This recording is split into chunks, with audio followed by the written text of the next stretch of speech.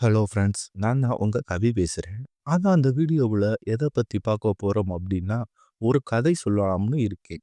அதாவது வழக்கம் போல ஜோசியா வீடியோ தான் போட்டுட்டு இருக்கோம் நிதமும். ஆனா, இன்னைக்கு வித்தியாசமான ஒரு கதை சொல்றேன். குறிப்பா இந்த கதை உங்களது வாழ்க்கைக்கு முக்கியமான கதையாக இருக்கும். அதாவது பல பேருக்கு இருக்கக்கூடிய சில விஷயங்கள தெளிவுபடுத்துறதுக்கு தான் இந்த கதை. சிம்பிளானது தாங்க. ஒரு பாலைவனத்துல 3 பேரு போயிட்டு இருக்காங்க. யாரு அப்டின்னா, ஒரு தாத்தா, தாத்தாவோட பேரன், அப்புறம் ஒரு ஒட்டகத்த வச்சு பாலைவனத்துல நடந்து போறாங்க. நடந்துட்டு இருக்கும்போது, அந்த வழியில ஒரு வழிப்போக்கன் தாத்தாவ திட்டிட்டு போறான். "ஏய் அறிவு இருக்கா?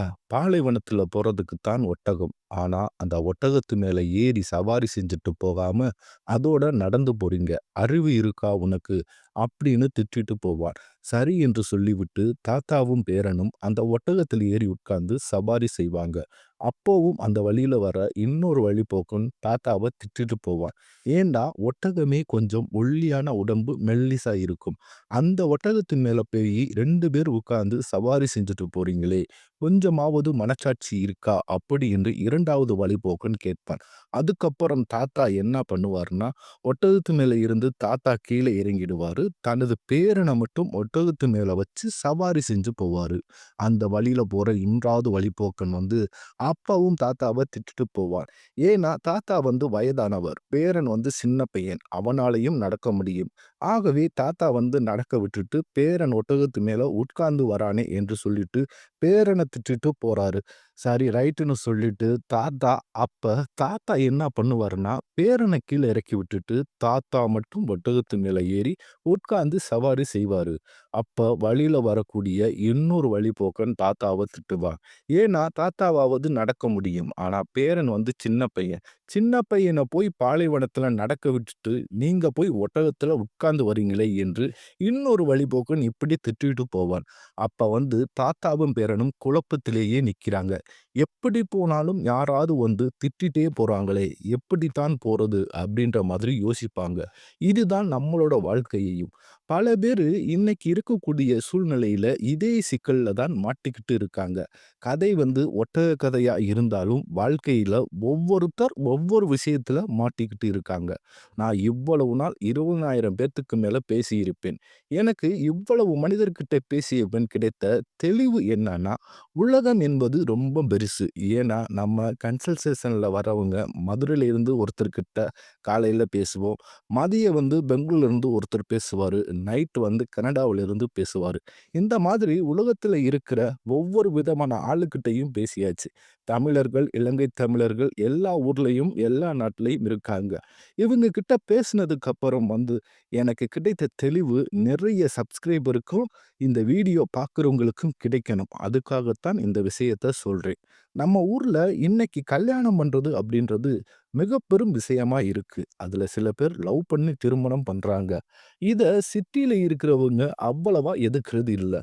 கொஞ்சம் சரி பையன் நல்லா படிச்சிருக்கானா, நல்ல வேலையில இருக்கானா என்று பார்த்து பொண்ண கல்யாணம் பண்ணி குடுக்குறாங்க. இதுவே கிராமத்து பக்கம் ரொம்ப இன்டீரியர் சைடுல பார்த்தீங்கன்னா, இன்னைக்கும் இந்த காதல் திருமணம் பண்றதற்கு எல்லாம் ரொம்ப குடைச்சலா தான் இருக்கு. பொண்ணு படிச்சுட்டு வெளியூர் அல்லது வெளிநாடுலாம் போய் வேல பார்க்குறாங்க. அந்த பொண்ணு வேல பார்க்குற இடத்துல ஒரு ஆண பிடிச்சிருந்தா, கல்யாணம் பண்ணி வைப்பாங்களா? பண்ணி வைக்க மாட்டாங்க. இந்த பையன் நம்ம கம்யூனிட்டியா? இல்ல அவன் வேற ஆளு. அப்படி இப்படின்னு சொல்லிட்டு ரொம்ப குடைச்சல் பண்ணுவாங்க பெற்றோர்கள். ஏன்னா, பெற்றோர்கள் என்ன சொல்றாங்கன்னா, நம்ம ஊர்ல அப்புறம் யாரும் மதிக்க மாட்டாங்க. அப்படி இப்படின்னு சொல்லிட்டு பெத்தவங்க சொல்றாங்க. அது அவங்க பாயிண்ட் ஆஃப் வியூல கரெக்ட்டா இருக்கு. இதுதான் நடக்குது உலகத்துல. ஆனா, இது எல்லாமே நம்ம ஊர்ல, நம்ம கிராமத்துல, நம்மள சுத்தி இருக்கவங்கள வச்சு தான் நம்ம பார்க்குறோம். உலகம் என்றாலே நம்மள சுத்தி இருக்கிறவங்க தான் உலகம் அப்படின்னு நினைச்சுக்கிட்டு இருக்கோம். ஆனா, உலகம் எங்கேயோ போய்க்கிட்டு இருக்கு. அதாவது இந்த யுஎஸ், கனடா, லண்டன்ல செட்டில் ஆனவங்க பசங்கள் வளர்ந்து இருப்பாங்க இல்லையா? அவங்க கன்சல்டேஷன் வரும்போது, அவங்க சில கேள்விய ரொம்ப வித்தியாசமானதாக இருக்கும். "சார் என் பொண்ணுக்கு கல்யாணம் ஆகுமா?" அப்படின்னு கேட்டா, "கல்யாணம் ஆகிடுமே, ஜாதகம் நல்லா தானே இருக்கு.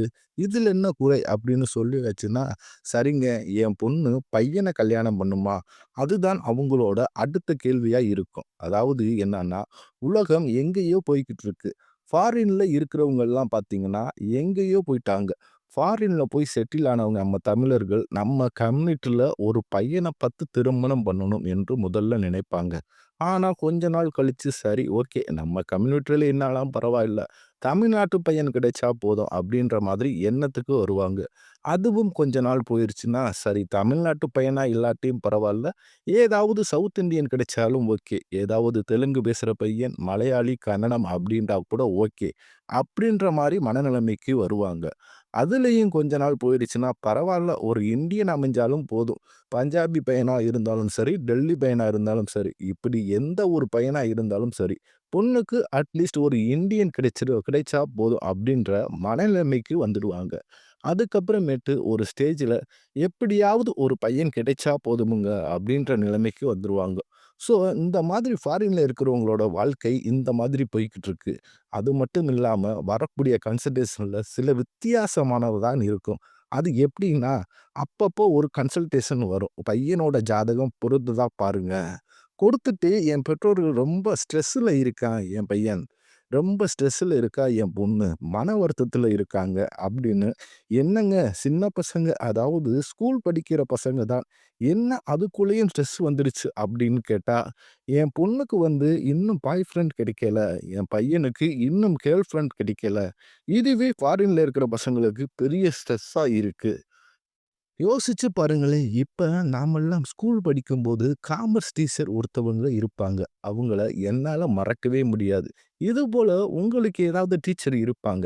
ஏன்னா, நான் வந்து 11த், 12த் படிக்கும்போது உட்கார்ந்துட்டு இருப்போம் ஜன்னல் ஓரமாக. உட்கார்ந்துட்டு இருக்கும்போது, அப்ப வந்து கிளாஸ் நடுவுல பிடி பீரியட் வரும். இல்லையா? அப்ப வரும்போது மேல இருந்து 9த், 10த் படிக்கிற பொண்ணுங்க வருவாங்க. வரும்போது இந்த மிஸ் என்ன பண்ணுவாங்கன்னா, நாங்க ஜன்னலோரம் உட்கார்ந்து இருக்கோம் என்று சொல்லிட்டு, முதல்ல ஜன்னல்ல போய் சாத்துவாங்க.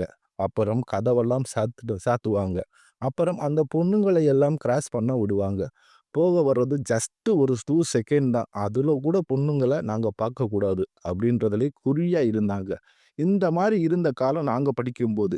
இன்னைக்கு அப்படியே உல்டாவா அங்க ஃபாரின்ல இருக்கிற பசங்களுக்கு ஸ்கூல் படிக்கும்போது கேர்ள் ஃபிரெண்ட் இல்ல, பாய் ஃபிரெண்ட் இல்ல அப்படின்னாலே பெரிய அவமானம் மாதிரி. அதனால எப்படியாவது பாய் ஃபிரெண்ட் அல்லது கேர்ள் ஃபிரெண்ட் அமையறதற்கு நீங்க தாங்க ஏதாவது பரிகாரம் சொல்லணும் அப்படின்ற மாதிரி பெற்றோர்களே கேட்பாங்க. அந்த லெவலுக்கு அவங்க இருக்கும் வாழ்க்கை போய்க்கிட்டு இருக்கு. உலகம் எங்கேயோ போய்க்கிட்டு இருக்கு. சில பேரு இங்க இருந்து யுஎஸ் போகணும், கனடா போகணும், அங்கேயே செட்டில் ஆகணும் என்ற மாதிரி முயற்சி பண்றீங்க. ஆனா, முயற்சி பண்றவங்கள் எல்லாம் இந்த மாதிரி விஷயத்தை எல்லாம் ஞாபகம் வச்சுக்கோங்க முதல்ல. ஏன்னா, நீங்க வாழ்ந்த வாழ்க்கை உங்க பசங்க கண்டிப்பா வாழப்போறது கிடையாது. அந்த மாதிரி உலகம் எங்கேயோ போய்க்கிட்டு இருக்கு. வெளிநாட்டுல. இதே போல நிலைமை நம்ம நாட்டுக்கும் சில காலத்துல வந்துரும் போல. அந்த மாதிரி உலகம் எங்கேயோ போய்க்கிட்டு இருக்கு. ஆனா, நம்ம என்ன பண்றோம்? பக்கத்துல இருக்கவன், நம்மள சுத்தி இருக்கவன், இவங்கெல்லாம் பெரிய விஷயம். இவங்க சொல்றது தான் பெரிய இது அப்படின்னு மாதிரி உலகத்த பார்த்து பயப்படுறோம். ஆனா, உண்மையில அந்த அளவுக்கு உலகத்த பார்த்துருக்கோம் அப்படின்னா, அதுவும் கிடையாது. நம்மள பொறுத்தவரைக்கும் நம்ம ஊர்ல இருக்கிற 4 பேர், நம்மள சுத்தி இருக்கிற 4 பேர் தான். பெரிய மனுஷன், பெரிய ஆளுங்க என்று நினைச்சுக்கிட்டு இருக்கோம். ஆனா, உலகம் எங்கேயோ போய்க்கிட்டு இருக்கு. அதனால நம்ம வாழ்க்கைய எப்படியாவது திருப்தியா வாழணும் அப்படின்னா, நம்ம நேர்மையா இருக்கணும். நமக்கு பிடிச்ச மாதிரி இருக்கணும். மத்தபடி பெருசா சரி, தப்பு என்பதை விட மத்தவங்க என்ன சொல்றாங்க? மத்தவங்க அ அபிப்பிராயத்துக்கு அதிகமா இம்பார்ட்டன்ஸ் கொடுக்காதீங்க. இது குறிப்பா பெத்தவங்களுக்கு தான் சொல்லக்கூடிய விஷயங்கள். ஏன்னா, நிறைய பேர் இன்னைக்கும் கன்சல்டேஷன் வந்துட்டே தான் இருக்கு. நிறைய பேர் ஏதாவது ஊர்ல லவ் பண்ணுவாங்க. இப்படி படிக்கிற இடத்துல, இல்ல படிப்ப முடிச்சுட்டு வேலை பார்க்குற இடத்துல, பொண்ணுக்கு அவங்க வேலை பார்க்குற பையன பிடிச்சிருக்குது. கல்யாணம் பண்ணி வைங்க அப்படின்னா, பிரச்சனை பண்ணிக்கிட்டு தான் இருக்காங்க.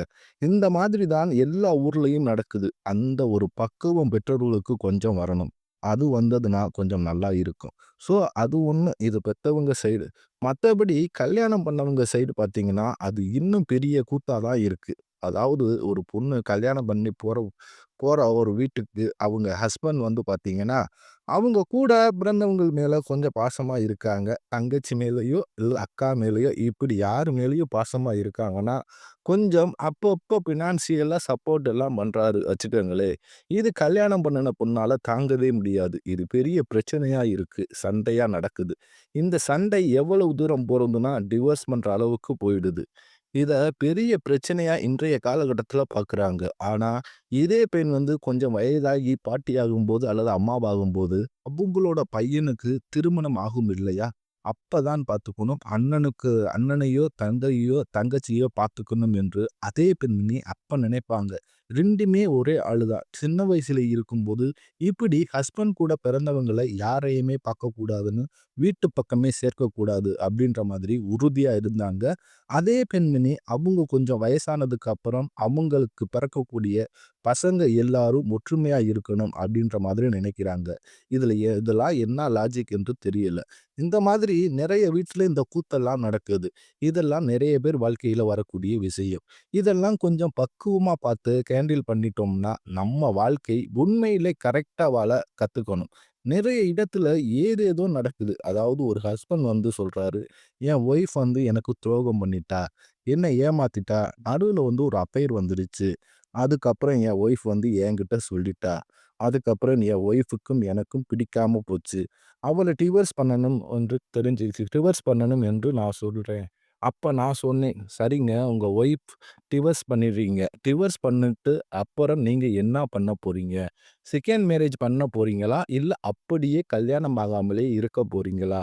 இந்த 2 ஆப்ஷன்ல ஏதாவது பார்த்தீங்கன்னா, முதல் ஆப்ஷன் இப்ப டிவோர்ஸ் பண்ணிட்டு செகண்ட் மேரேஜ் பண்றீங்கன்னு வச்சுக்கோங்க. யார செகண்ட் மேரேஜ் பண்ணுவீங்க? ஆல்ரெடி டிவோர்ஸ் ஆன இன்னொரு பொண்ண கல்யாணம் பண்ணுவீங்க. அப்ப ஆல்ரெடி அவங்க இன்னொருத்தர்கிட்ட வாழ்ந்திருக்காங்க. அவங்க தான் உங்களுக்கு செகண்ட் ஒய்ஃபா வருவாங்க.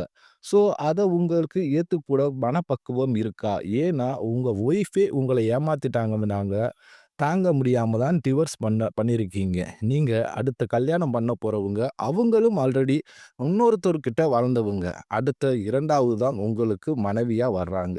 ஸோ, அவங்களோட கடைசி வரைக்கும் நீங்க ஒண்ணா வாழ முடியுமா? அப்படின்றதே பெரிய கேள்வி. அது ஒன்றும் அடுத்த விஷயம் இருக்கு.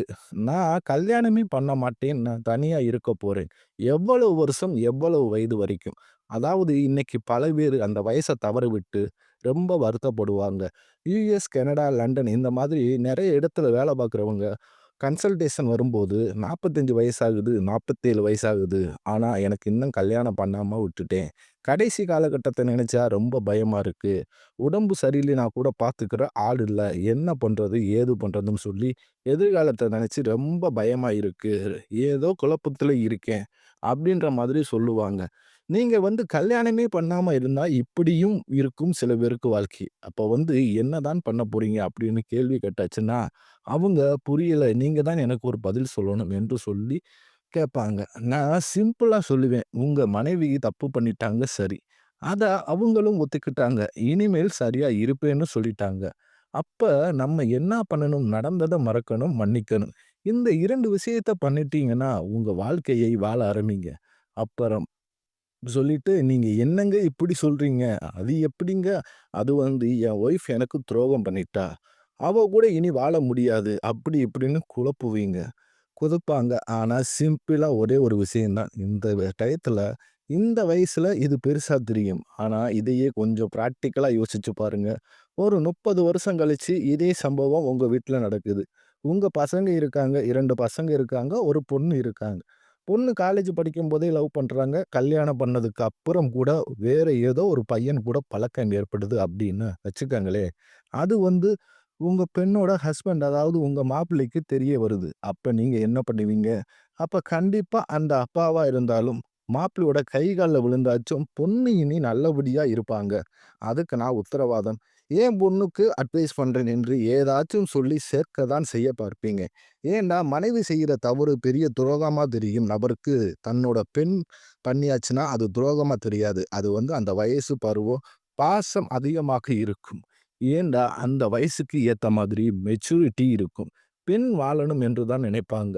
ஆனா, இதே பக்குவம் 25 வயது அல்லது 30 வயதுக்கு முன்னாடி வரக்கூடிய பக்குவம் இப்ப வந்ததுன்னா, உங்க வாழ்க்கையே திருப்தியா நல்லபடியா போகும். இல்ல நான் இப்படிதான் முறுக்கிக்கிட்டு இருப்பேன் என்று இருந்தா, அடுத்த கட்ட நகர்வு என்பது சரியா போகாது. அப்படின்ற மாதிரி தான் சொல்லுவேன். ஸோ, இப்படி ஏதாவது ஒரு பிரச்சனை ஒவ்வொருத்தருக்கும் ஒவ்வொரு பிரச்சனை, சங்கடங்கள் இருக்கத்தான் செய்யுது. இதெல்லாம் எப்படி ஹேண்டில் பண்றது எப்படின்றத இந்த கதை மூலம் தெரிஞ்சுக்கணும். ஒவ்வொருத்தர் வாழ்க்கையை ஒவ்வொரு விதம் விதமாத்தான் இருக்கும். நாம இப்ப ஹோட்டலுக்கு போறோம். இந்த சாப்பாடு தான் சாப்பிடுவேன் என்று சொல்லுவோம். ஆனா, அந்த உணவு கிடைக்கணும். எனக்கு இடியாப்பம் ரொம்ப பிடிக்கும். ஆனா, அங்கு போனாலும் இடியாப்பம் என்பது கிடைக்காது. மதியானம் போனா, "இப்ப இல்லைங்க. சாயங்காலம் தான் போடுவோம்." சாயங்காலம் போனா, "இல்ல சார், இன்னும் கொஞ்சம் டைம் ஆகும் சார். இல்ல, இட்லி, தோசை தான் இப்ப இருக்கு." அப்படின்னு சொல்லுவாங்க. சரி, சாயங்காலம் இப்படின்னு சொல்லிட்டு நைட் போய் இப்போ உட்கார்ந்தா, "சார், இப்ப தான் இடியாப்பம் காலியாச்சு. இட்லி, தோசை தான் இருக்கு." அப்படின்னு சொல்லுவாங்க. நம்ம என்ன எதிர்பார்க்கிறோமோ அது கிடைக்காது. ஆனா, நம்ம தட்டுக்கு என்ன வருதோ அதத்தானே சாப்பிட முடியும். ஸோ, அதுதான் வாழ்க்கையும். இந்த ஒரு விஷயத்த புரிஞ்சாலே பலவருடைய வாழ்க்கை என்பது சிறப்பாக இருக்கும். அதுக்காக தான் இந்த பதிவு. சரியா? Thank you friends.